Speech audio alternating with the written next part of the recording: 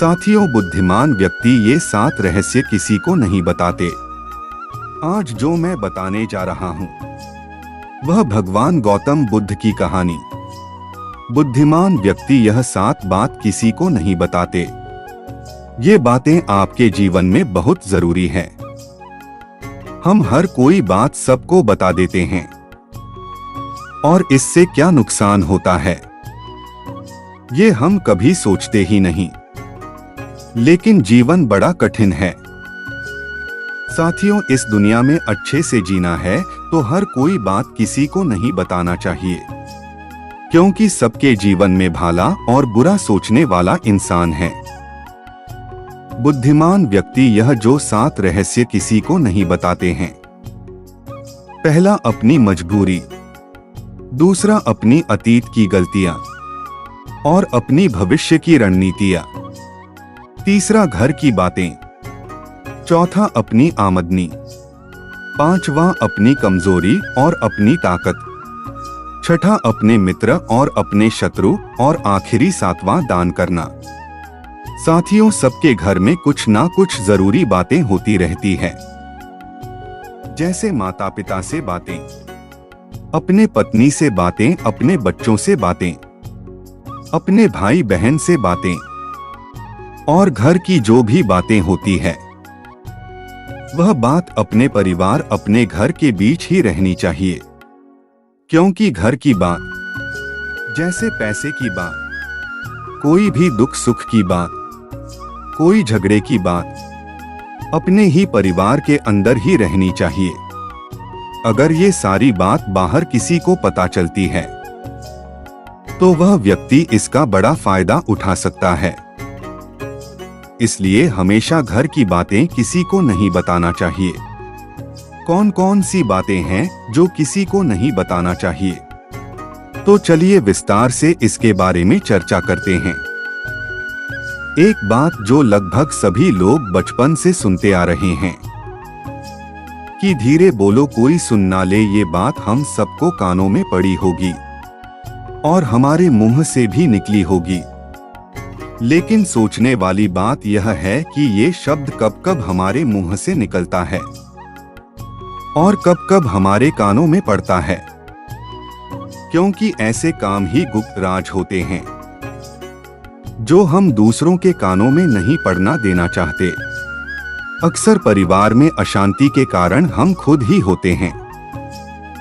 हम इस बात को देख पाए या ना देख पाए, पर असल में सत्य यही है, क्योंकि जाने अनजाने में मूर्खता हम खुद कर देते हैं। अपनी वो बातें हम दूसरों को बता देते हैं जो हमें कभी भी किसी को नहीं बतानी चाहिए। वही जो हमने जाने अनजाने में हम किसी दूसरे से बता देते हैं, वही हमारे दुख का कारण बन जाता है, वही हमारे झगड़े का कारण बन जाता है और फिर बाद में हमें पछताना होता है कि मुझे ये बात किसी को नहीं बतानी चाहिए। मेरी गलती की वजह से मैं जाने अनजाने से ये बात सभी को बता दिया। इसलिए मैं आज जो भगवान बुद्ध की कहानी जो मैं आपको सुनाने वाला हूँ, उसके सुनने के बाद आपको 7 ऐसी बातें पता चलेगी जो आपको कभी किसी को नहीं बताना है। क्यों नहीं बताना है, इसके पीछे का तारक भी आपको पता चलेगा। और इन 7 बातों के अलावा अगर आपको लगता है कि कोई बात और है जो इस कहानी में छूट गई है या नहीं बताया गया, तो कमेंट करके जरूर बताना। साथियों, एक समय की बात है। एक गांव में मोहन नाम का एक लड़का रहता था। वह लड़का बहुत ही गरीब परिवार से था। कुछ पैसा नहीं था। उसके पास 2 वक्त के भोजन भी बड़ी मुश्किल से नसीब होता था। वह लड़का काम की तलाश में दिन रात खोज करने के बाद भी उसे कोई काम नहीं मिल रहा था। फिर वो लड़का अपनी पत्नी के सामने अपनी सारी परेशानी, सारी समस्या बता दी। उसने अपनी पत्नी से कहा, मैं जिस जगह भी काम मांगने के लिए जाता हूँ तो हर कोई मुझे यह कहकर काम नहीं देता है कि हमारे यहाँ कोई काम की जगह खाली नहीं है। मैं बहुत काम ढूंढा, फिर भी मुझे कोई काम नहीं मिला। मैं काम का तलाश करते करते थक चुका हूँ। मुझे समझ नहीं आ रहा है कि मैं तुम लोगों का पेट कैसे पालूं, ये परिवार कैसे चलेगा, अपने बच्चों को कैसे बड़ा करूंगा, और ये चिंता मुझे दिन रात खाए जा रही है। यह सुनकर उसकी पत्नी ने कहा कि तुम एक आदमी के पास एक बार ही काम मांगने के लिए जाते हो और वह काम नहीं देता तो तुम दोबारा नहीं जाते हो। अगर तुम्हें उनसे कम लेना है तो तुम्हें उनसे हमदर्दी जगानी होगी, तुम्हें उनसे हमदर्दी हासिल करनी होगी, अपनी गरीबी दिखानी होगी, ताकि वो लोग तुम्हारी मजबूरी देखकर तुम्हें काम पर रख ले। इसलिए शर्म मत करो, उन्हें अपनी मजबूरी बताओ, अपनी गरीबी बताओ, इसी उपाय से तुम काम पा सकते हो। उसकी पत्नी की बात मोहन की दिमाग में बैठ गई और अगले दिन काम मांगने के लिए उसी सेठ के पास जा पहुंचा जहां पर पिछले दिन काम मांगने वहां पर गया था। लेकिन इस बार उसने हाथ जोड़कर उस सेठ से प्रार्थना की, उनसे विनती की, मैं बहुत गरीब हूं और मेरा परिवार भूखा है, मेरे छोटे छोटे बच्चे हैं, मुझे काम की जरूरत है। आप जो भी पैसा देंगे मैं उसी में संतुष्ट हो जाऊंगा, पर कृपा करके आपने यहाँ काम पर रख लीजिए। और उसकी हालत देखकर उस सेठ ने अपने यहाँ काम पर रख लिया। वह रोज वहाँ काम पर जाने लगा। अंदर ही अंदर वो तो खुश तो था कि उसे काम मिला, लेकिन उसे तनख्वाह दूसरे लोगों से कम मिलती थी। वही काम जो दूसरे लोग कर रहे थे उन्हें तनख्वाह ज्यादा मिल रही थी और मोहन को कम तनख्वाह मिल रही थी। जब इसके बारे में सेठ से कहा तो सेठ ने कहा कि देखो, तुम्हें काम की जरूरत थी और मैंने तुम्हें काम दिया। मेरा धन्यवाद करने के बजाय तुम मुझे शिकायत कर रहे हो, कैसी इंसानियत है। यह सुनकर मोहन वहीं पर चुप हो गया। बात कहीं ना कहीं सत्य थी। सेठ ने उसे मजबूरी के हिसाब से ही उसे काम दिया था और इसलिए वह अपने अनुसार ही उसे तनख्वाह दे रहा था। लेकिन मोहन धीरे धीरे ये बात अपने दोस्तों और रिश्तेदारों को भी बताना शुरू कर दिया कि उसका सेठ कैसा आदमी है और उसे कितना तनख्वाह देता है। समय बीतता गया और मोहन पूरी लगन के साथ अपना काम करता रहा। लेकिन अब परिस्थितियां बदलने लगी थी। सेठ अब मोहन से दूसरे लोगों से ज्यादा काम लेता था और उनसे कम तनख्वाह उसे देता था। ये बात मन ही मन मोहन के मन में खटकती थी। वह दूसरों से ज्यादा काम कर रहा था और उनसे कम तनख्वाह पा रहा था। इससे उसको अपने आत्मसम्मान पर बहुत चोट पहुंची। अब धीरे धीरे उसका मन उस काम से हटने लगा। उसका मन काम में लगता ही नहीं था। जाहिर सी बात है, ऐसी जगह किसका मन लगेगा जहां आदमी को अपने आत्मसम्मान के साथ समझौता करना पड़े। इसीलिए वह जल्द ही उस काम को छोड़ दिया और घर पर आकर खाली बैठ गया। अब उसके पास घर के खर्च चलाने के भी पैसे नहीं बचे। इसलिए वह अपने दोस्तों और अपने रिश्तेदारों से सहायता मांगना शुरू कर दिया। लेकिन उसके दोस्त और रिश्तेदार उसके सामने तो दया का पात्र समझते थे, उसे दिलासा देते थे, लेकिन उसके पीछे उसका मजाक उड़ाते थे। वह कहते थे कि कितना बेवकूफ है, सेठ ने इतना काम लिया और बेचारे को पैसा भी नहीं दिया। अब अगर हम इसको पैसा भी दे दे तो क्या ये हमारा पैसा वापस कर पाएगा? इसकी पैसे देने की हालत है, काम तो इसके पास कुछ है नहीं, पैसा कहां से देगा? और इसी वजह से मोहन की हालत दिन पर दिन खराब होती जा रही थी। अब वह दिन रात तनाव में रहने लगा।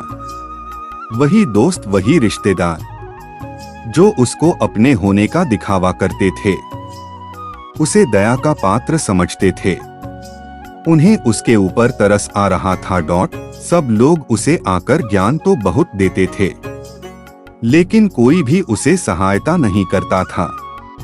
और अक्सर ऐसा ही होता है कि ज्ञान देने वाले तो बहुत मिल जाते हैं, लेकिन मदद करने वाले और हाथ पकड़कर आगे चलने वाले कितने लोग मिलते हैं, यह तो आप भी भली भांति जानते हैं। एक दिन उसे पता चला कि बगल के गांव में एक बौद्ध भिक्षु आए हैं जो बहुत ही ज्ञानी है। मोहन इतना तनाव में था कि उसे कोई भी रास्ता नजर नहीं आ रहा था, इसलिए वह बौद्ध भिक्षु के पास जा पहुंचा। वहां जाकर सीधा बौद्ध भिक्षु के पैरों पर गिरकर रोने लगता है।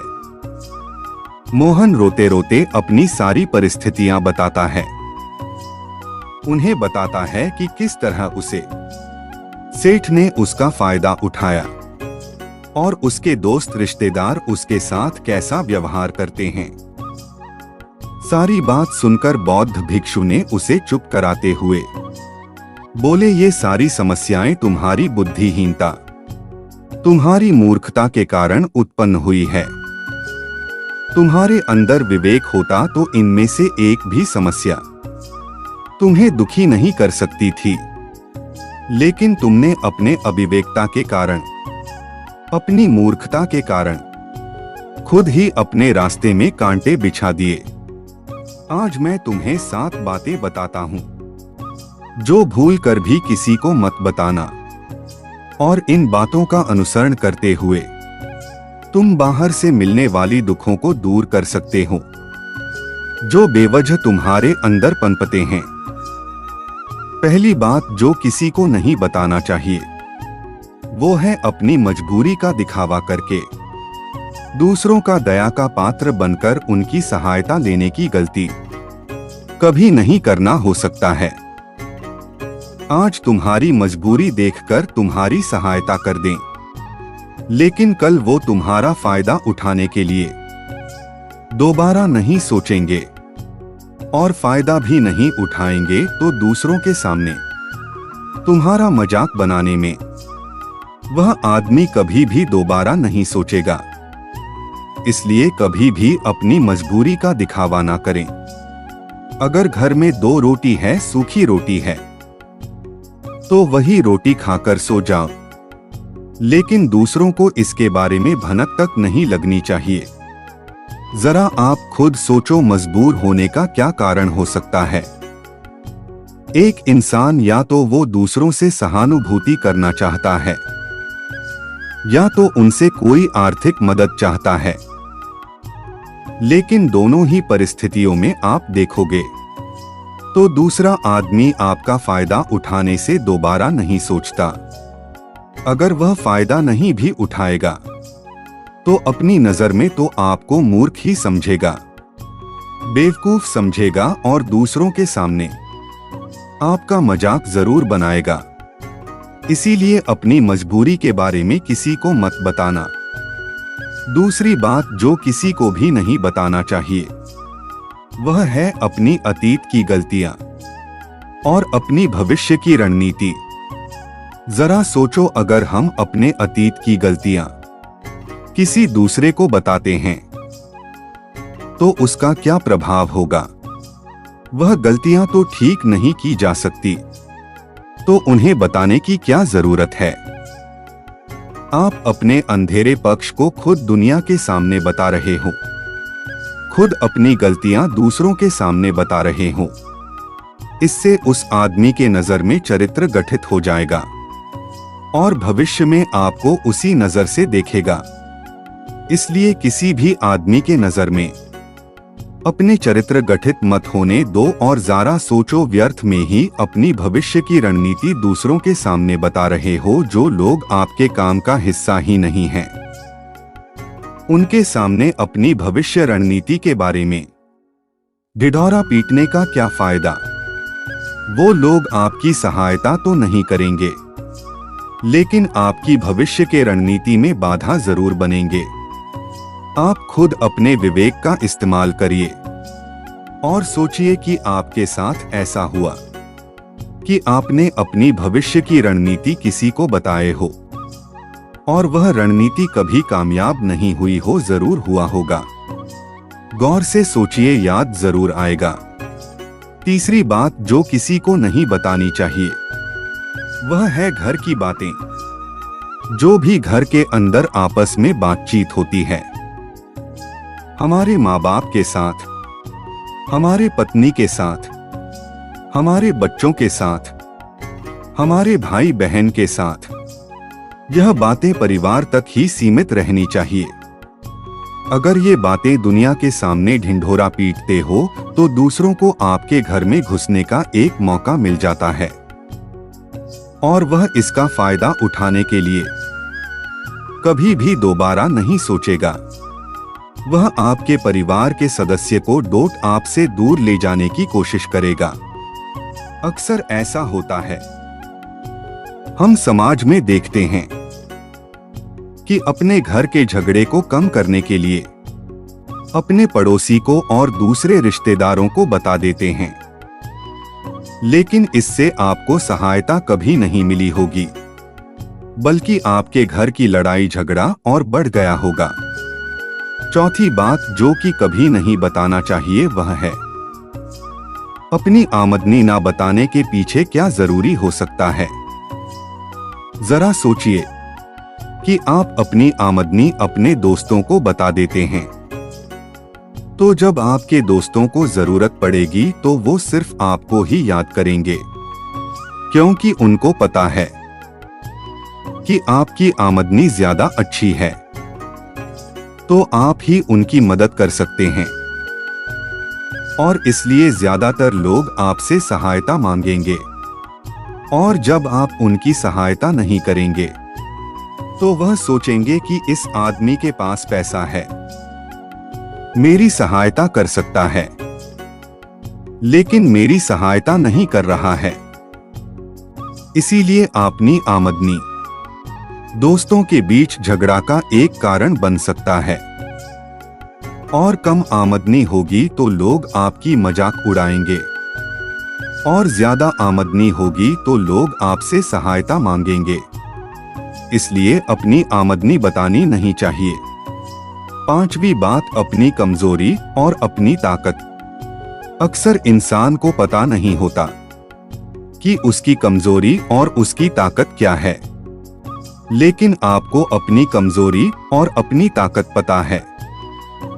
तो पहली बात तो आप बहुत बुद्धिमान आदमी हैं। और दूसरी बात, ये बात किसी से साझा नहीं करनी है, क्योंकि आपकी कमजोरी दूसरे को पता चल गई तो वह आपकी कमजोरी का फायदा उठाएगा, और आपकी ताकत के बारे में पता चल गई तो वही ताकत आपकी कमजोरी बन जाएगी, क्योंकि वो ताकत दूसरे आदमी को पता है और वो ताकत में कमजोरी भी ढूंढ ही लेगा। छठी बात जो किसी को भी नहीं बताना चाहिए, अपने मित्र और शत्रु। अगर आप अपने मित्रों के बारे में दूसरे लोगों को बताएंगे तो वह आपके मित्र के साथ घनिष्ठता बनाकर आपको धोखा दिला सकता है, आपके गहरे मित्र को आपसे दूर रखने का प्रयास कर सकता है। अक्सर आम आदमी ऐसा नहीं करते, लेकिन आपके दुश्मन ऐसा करते हैं। और दूसरी तरफ आपके शत्रु का भी किसी को पता नहीं होना चाहिए, क्योंकि आज जो आपका मित्र है, अगर वह कल आपका दुश्मन हो गया तो वह आपके दुश्मन के साथ मिलकर आपको हरा सकता है, आपको धोखा दे सकता है। इसलिए अपने सबसे अच्छे दोस्त को भी अपने दुश्मन के बारे में मत बताइए। सातवीं और आखिरी, दान करना। आप जो दान करते हैं तो दान के बारे में भी किसी को नहीं बताना चाहिए, नहीं तो दान करना व्यर्थ हो जाएगा। जब आप अपने दान का ढिंढोरा पीटते हो तब आप ये जताना चाहते हो कि मैं कितना बड़ा दानी पुरुष हूँ, और ये आपके अंदर एक अहंकार उत्पन्न करेगा। इसलिए दान गुप्त रूप से ही किया जाना अच्छा होता है और उतना ही फलदायक होता है। जब आप दायां हाथ से दान कर रहे हो तो बाएं हाथ को भी पता नहीं चलना चाहिए कि दायां हाथ दान कर रहा है। ये जो 7 बातें जो बौद्ध भिक्षु ने मोहन को बताई, इनमें संस्कार के सभी सिद्धांत छुपे हैं। इन बातों का अनुसरण करते हुए आप अपने घर में सुख शांति बना सकते हैं और घर के झगड़े हमेशा के लिए दूर कर सकते हैं।